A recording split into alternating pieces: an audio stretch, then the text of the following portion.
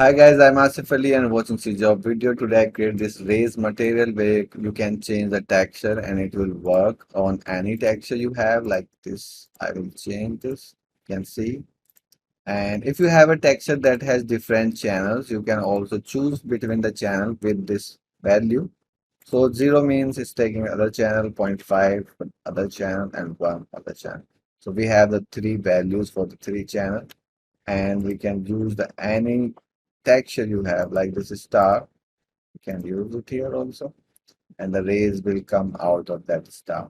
That's really cool, and you can also change the color if you want, like for the star blue. And we have lots of parameters, so like the speed we can change. So let's start this tutorial. And if you haven't subscribed my YouTube channel yet, please subscribe it. If you like this video, like, share, and comment, and let's start this. So let's create a material. M rays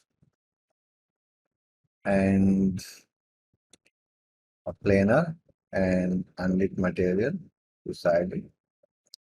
So let's say you have a shape